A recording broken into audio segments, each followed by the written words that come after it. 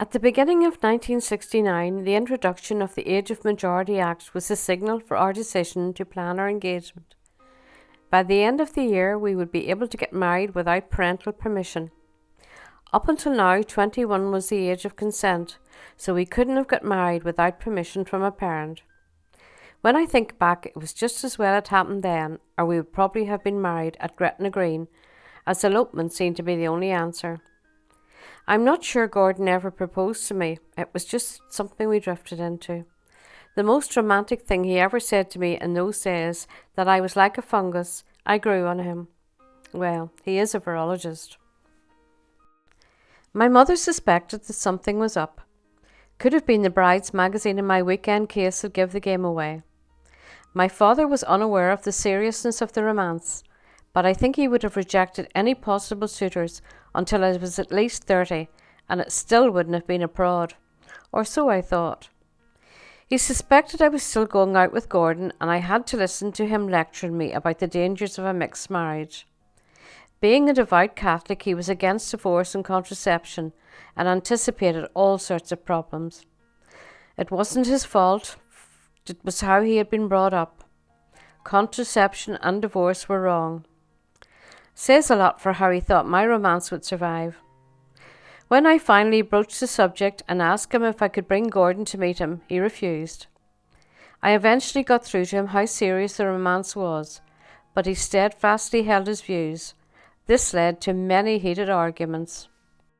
In the late 60s, I attended a Manfred Mann concert. I think it was 1969. It was in the Floral Hall and was a freezing night, as I recall.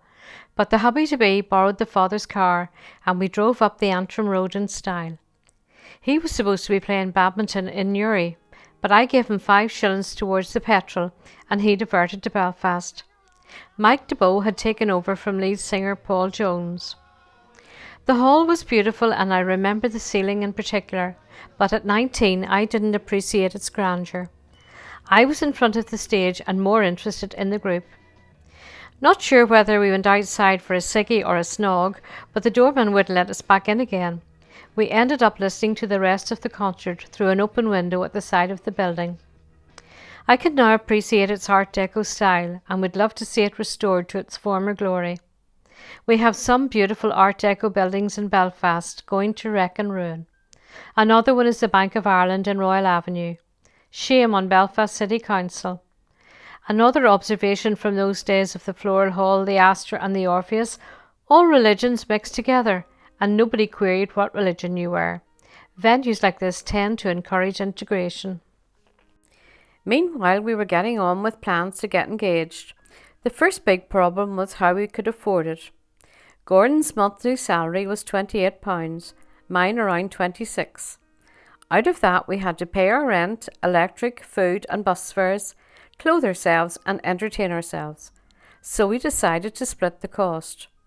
The ring cost £60, so saving £5 per month each, we could get engaged in June.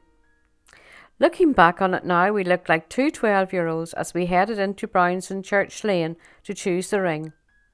But we were streetwise and able to look after ourselves, having flown the nest at such a young age. Unfortunately, the troubles were still brewing in the background. The People's Democracy marches were being attacked by both police and loyalists. This resulted in the formation of Free Derry as the residents sealed off the bogside in order to protect themselves. Terence O'Neill tried to make concessions to the civil rights movement, but loyalists called for his resignation and he resigned. Such a pity, he did his best. Following the explosion at the Silent Valley, there was a second explosion at a water pipeline carrying supplies to Belfast. It was later established that the bomb was planted by loyalists who were members of the Ulster Volunteer Force and the Ulster Protestant Volunteers. Much of Belfast was without water following the latest explosion. Although most of the violence came from the loyalists in 1969, it wouldn't be long until the violence was coming from both sides. Despite the violence, Operation Save for an Engagement Ring was underway. On a beautiful sunny day in June, we drove Gordon's granny back to Limavady. She had been staying in Warrenpoint with the family. Much as we loved her, she was a staunch Baptist, So there was no watching TV on a Sunday and no Sunday newspapers, so we were quite happy to bring her back to Eventide Gardens. We detoured to Belfast on the way home, making use of having the family car. The ring had been chosen previously and it was being sized. We needed to pick it up. We stopped in High Street on double yellow lines, hoping to quickly collect our purchase in R.A. Brown in Church Lane. "Oi, you can't park there," came a voice. Yes, there were traffic wardens in Belfast in 1969. We explained that we were going to get engaged, that our parents were unaware, and we needed to get back with the car. "OK," he said, "off you go. I'll give you 15 minutes. He did. We collected the ring and headed back to break the news to the two families who were unaware of what was about to hit them. I couldn't stop smiling and admiring my ring all the way to the point. The first stop was Gordon's house, where the news was accepted with good grace. Despite the hugs and kisses, there was a definite holding back. I knew they were having doubts about this Catholic interloper. Later I heard that Gordon's mother had been counselled by friends that there would be loads of children, as I wouldn't practice contraception. We would be living from hand to mouth, apparently feeding and clothing these imaginary kids. But the announcement went reasonably well. The biggie was still to come.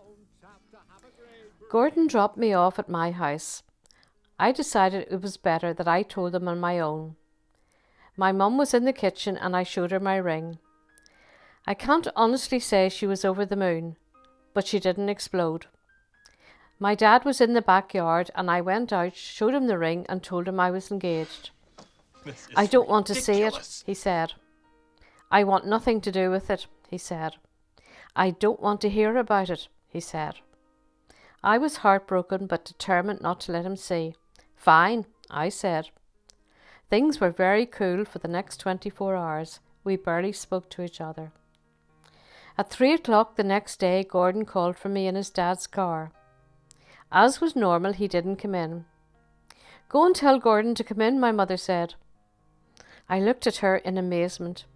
"Take him up to the sitting room and introduce him to your father," she said. My legs turned to jelly and I felt my heart speed up. "Do as you're told," she said. "It will be fine." Gordon was reluctant to come in, but after a bit of persuasion he agreed. "This is Gordon," I said. Well, if he didn't shake him by the hand, ask him to sit down and start chatting as if he was a long-lost friend. I was flabbergasted. In fact, my flabber has never been so gasted. Daddy had been brought a watch from Hong Kong, which had somehow managed to evade customs. We were told not to talk about it, so we knew that Gordon had been accepted when he was immediately shown and told the story about the watch. In a few minutes, the preceding 4 years meant nothing. I have no real idea what my mother said to my dad that changed his mind, but I have an inkling that the fact that on 2 occasions they had nearly lost me may have been a factor. My parents accepted Gordon wholeheartedly into the family that day, and that was how it remained. However, there were others who hadn't given up on trying to separate us. Tell you about that next time. If you enjoyed this video, please remember to like it, post a comment and share with your friends. You can also subscribe for free to my YouTube channel to be informed of future episodes. Thank you.